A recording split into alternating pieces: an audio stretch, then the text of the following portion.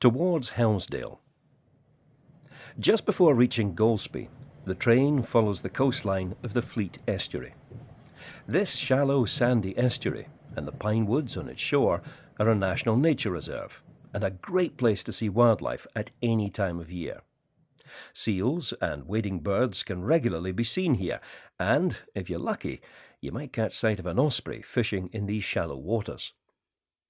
But it's not just in the reserve that you can see wildlife.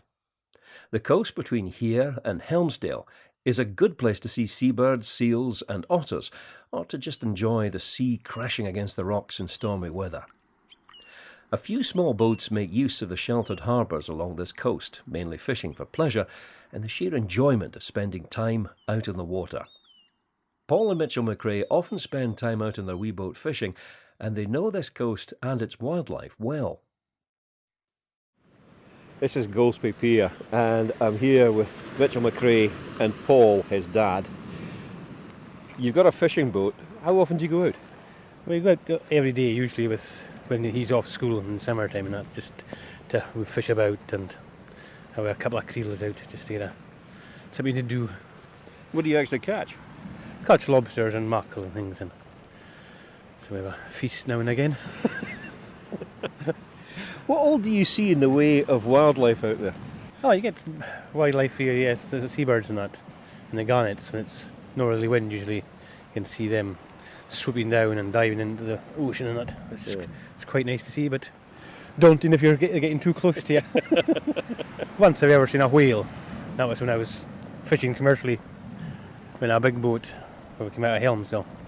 We were just anchored, waiting for the evening to come in, and there was one came round the boat and scraped under the underside of the boat and that. But there's not a great deal, but the last 20 we've been seeing some basking sharks, which are not known on this coast very often, but they do occasionally come here, but usually it's mainly the west coast. They're in two different ones because they were for a good distance away from each other.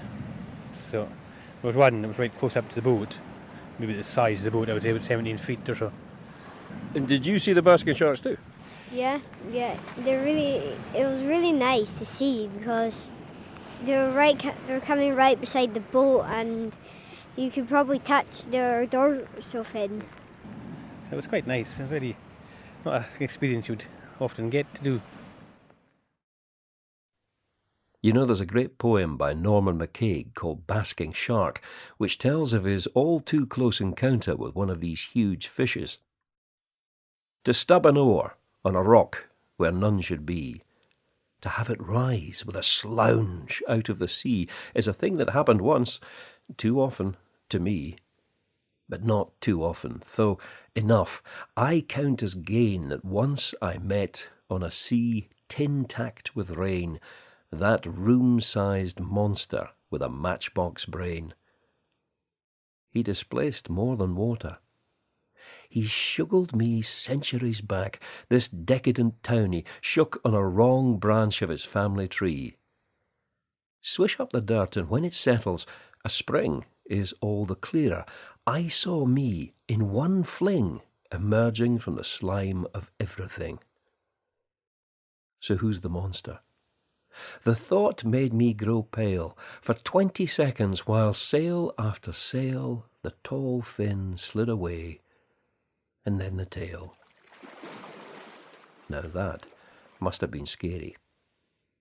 But not all poetry is so atmospheric or personal. Some just reflects the ways of places, like this Gaelic poem, which is also about this area. Ballagúich báoch, dárnach na gást, skipel na úlans bil an aran chark, erapel na cullachan, dún robin na chal, gelspien and schlikan du, stream muye a var. And that means beautiful tain, dárnach of starvation, skibo of the apples and bill of the oatcakes, embo of the cockles, dun robin of the cabbage, golspie of the mussels, and dramui of the cream. So there you have in a nutshell why each of those different places in that part of the country were famous.